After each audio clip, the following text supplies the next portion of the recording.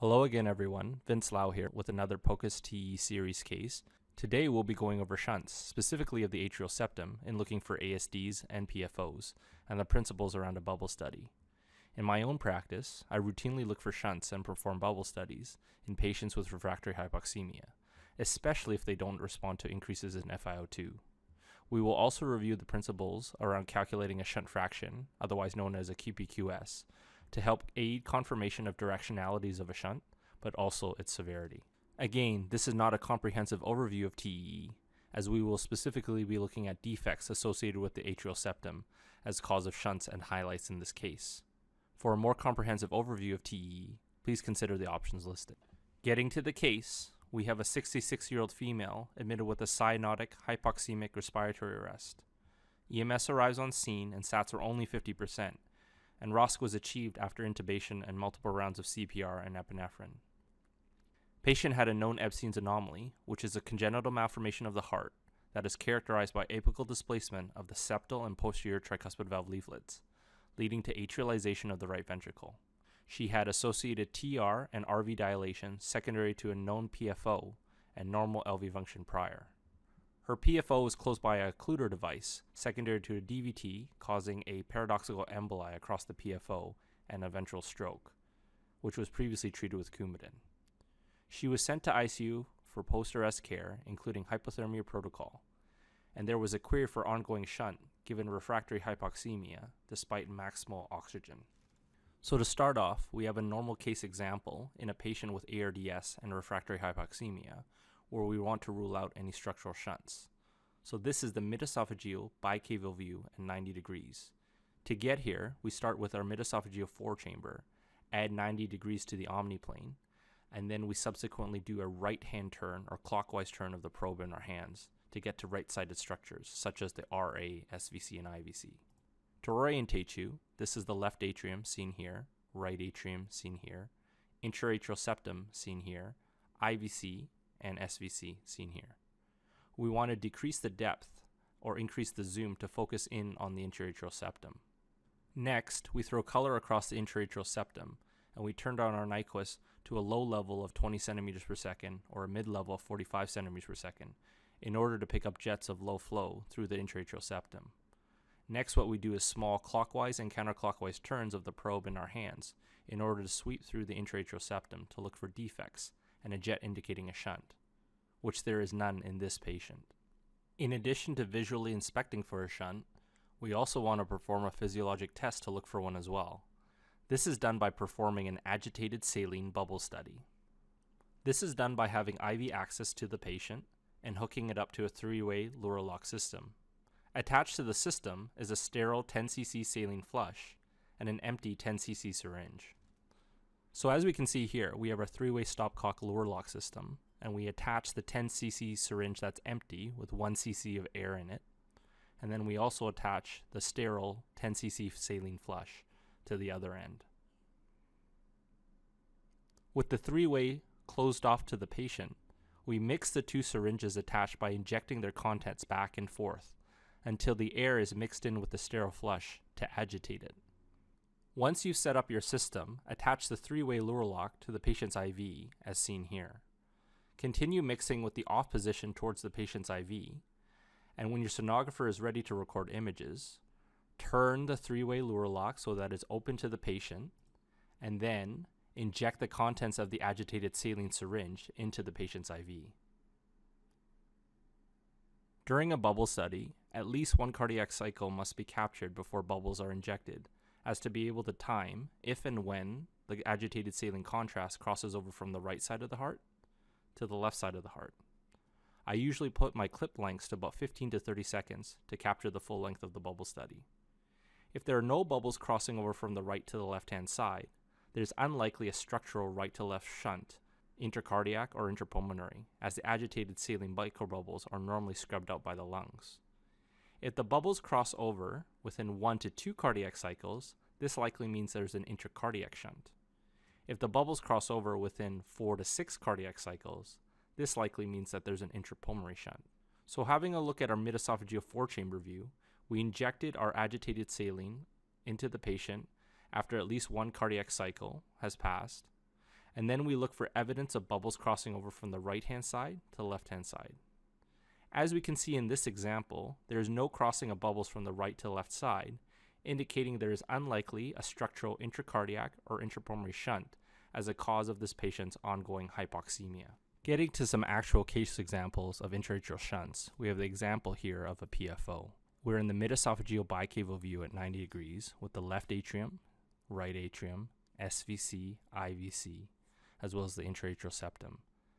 Here we note the presence of what would normally be the fossa ovalis, as it should normally close shortly after birth, as left atrial pressure is greater than right atrial pressure, thereby closing an in utero PFO with the septum primum and secundum coming together to form the fossa ovalis.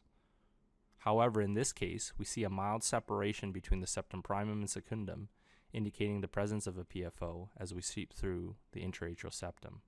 Throwing color across the intraatrial septum and lowering our Nyquist down to a moderate level of 45 centimeters per second, we see evidence of a shunt going from the left atrium to the right atrium, indicating a left to right shunt.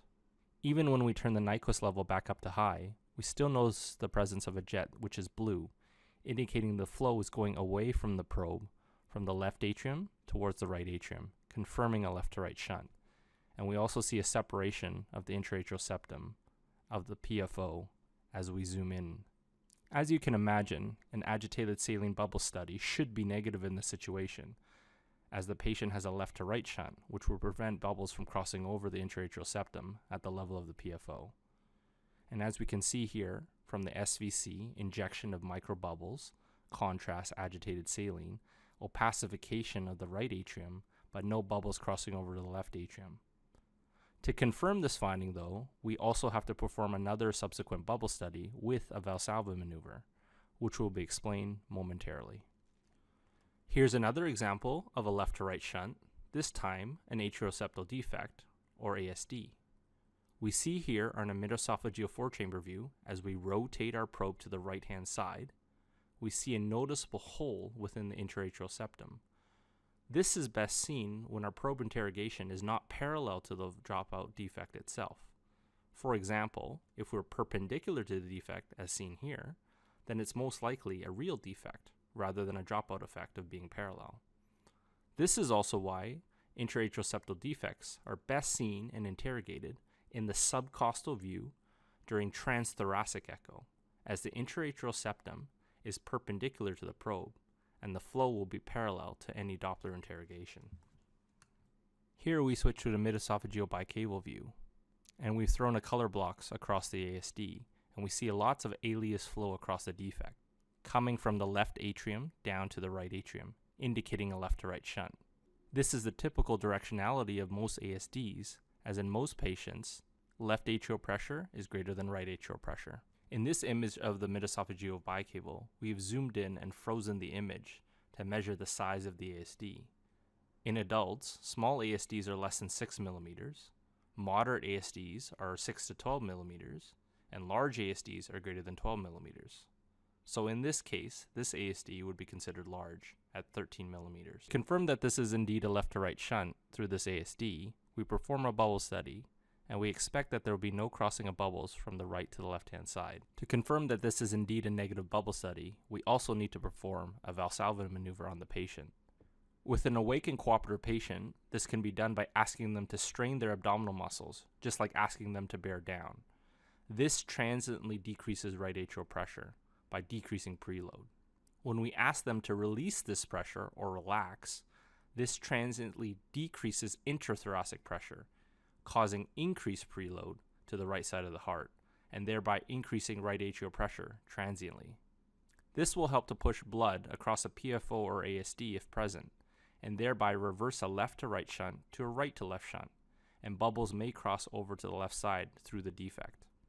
With an intubated and sedated patient, they will not be able to follow your commands. Hence, you may ask someone to assist you by pushing down on the patient's abdomen, thereby simulating the strain phase of Valsalva, and then asking that person to release that pressure, simulating the rest phase of Valsalva. In this patient, during the Valsalva maneuver, there is no evidence of bubbles crossing over, indicating that there is still only a left to right shunt, not a right to left shunt. However, if there's a pre-existing condition whereby right atrial pressure is greater than left atrial pressure, for example, pulmonary hypertension, then you may be able to pick up the presence of a right to left shunt instead. This is the mid-esophageal four-chamber view, and we see a dropout of the interatrial septum indicative of an ASD. And we see that the right atrial pressure is greater than the left atrial pressure as the interatrial septum bows into the left atrium, indicating the right atrial pressure is higher. When we throw color across the interatrial septum, we can see a large jet flow of color going from the right atrium to the left atrium.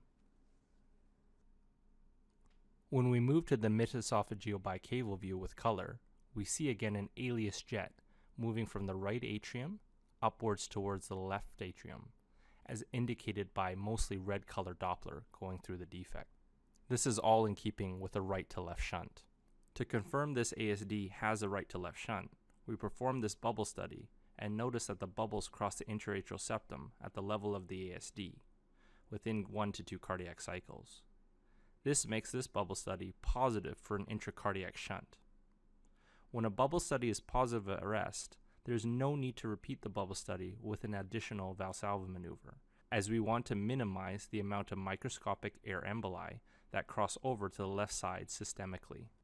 Using the flow equation similar to stroke volume, we can calculate how much flow goes through the pulmonary system compared to the systemic system, and we express this ratio called the QPQS. What we need to do is measure the flow, or the VTI, through the RVOT, as well as the RVOT diameter to get the area, and then we do the same for the LVOT and its VTI.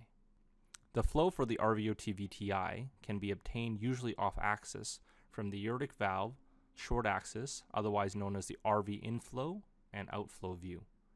And the flow would be moving towards the probe with pulse wave Doppler. Hence the envelope in systole should be above the baseline. Contrast this to the LVOT VTI, which is obtained from the deep transgastric long axis view, where a pulse wave is placed within the LVOT, and the systolic envelope should be below the baseline, as the flow would be heading in this direction. The LVOT diameter is best measured in the mid-esophageal long axis view at 120 degrees. In terms of interpretation of the QPQS, there are a few possibilities when a shunt may be involved. If the ratio is greater than 1, this indicates a left to right shunt, which means that the pulmonary blood flow is greater than the systemic blood flow. Hence, more blood would be shunted from the left-hand side to the right-hand side. If the QPQS is less than 1, this indicates a right to left shunt, meaning the pulmonary blood flow is less than the systemic blood flow. Hence, more blood is shunted from the right to the left-hand side. If the ratio is equal to 1, there are two distinct scenarios. If there's no shunt whatsoever, the pulmonary and systemic blood flow should be equal to each other, and this is a normal state of affairs. The other scenario would be that there's bidirectional shunting within the same patient, and then the flows of pulmonary and systemic are mixing together and equal each other. So in order to get our RVOT diameter for our QP, as seen in this diagram in the top right-hand corner, we use the RV inflow-outflow view, and this is the aortic valve short axis right here, and we take the diameter immediately before the pulmonic valve. To get our RVOT VTI, or our stroke volume, through the pulmonary system, we use our aortic valve short axis, or our RV inflow-outflow view, and notice that the VTI is going to be a little off-axis on interrogation, indicating that the stroke volume might actually be underestimated. You'll notice here that the envelope suggests that the flow will be above the baseline, as demonstrated here. And you'll see that the flow goes through the RVOT into the main PA through the pulmonic valve. And here we see our LVOT diameter taken from our mid-esophageal long axis view at 120 degrees. And to get our QS LVOT VTI stroke volume, we go to our deep transgastric apical view, and it's similar to the apical 5 chamber of transthoracic echo. And as you can see, because the normal flows go from the left atrium, circle around the lateral wall towards the septum in the LV, back towards the LVOT, that the signal will be below the baseline going away from the probe, as demonstrated here. Once we plug in VTIs for areas under the curve representing stroke volume and our diameters representing area for the RVOT for the pulmonic system and the LVOT for the systemic system, we can then figure out our QPQS ratio. In this case of an ASD with the right to left shunt seen on color Doppler, we calculate a QPQS ratio of 0.84. This means that the pulmonary flow is less than the systemic flow, and therefore indicates a right to left shunt. Getting back to our patient with Ebstein's anomaly and pre-existing PFO with a closure device, when we play the clip, we see gross abnormalities of severe RV dilation and moderate dysfunction, with a squashed LV which is underfilled, and we can barely make out the mitral valve seen here. We also see apical displacement of the tricuspid valve leaflets, leading to atrialization of the right ventricle, with leaflets doming and diastole. We can zoom in on the interatrial septum, and we see the PFO closure device seen here. And when we throw color onto the device, we see a small jet seen here of periclosure device shunting from right to left as a cause of the patient's refractory hypoxemia. A formal echo and TEE performed by cardiology corroborated the same findings. In case summary, this 66-year-old female with Ebstein's was found to have a peri-PFO closure device right to left shunt, causing ongoing hypoxemia following her resp arrest. This could also be a contributing cause for her arrest. RV afterload reduction was sought after, and milrinone drip was started as a pulmonary vasodilator, as well as an additional IV Lasix infusion given the amount of volume overload the patient had. PEEP was also weaned to minimize RV afterload. SAT target was changed to 85% given the admixture of venous and arterial blood. Following a hypothermia protocol, the patient woke up and was neurologically intact, and was eventually weaned and extubated and discharged from hospital. Please check out the rest of the POCUS TE series or any other content posted. We hope you join us again in the future. Thank you very much, and have a nice day.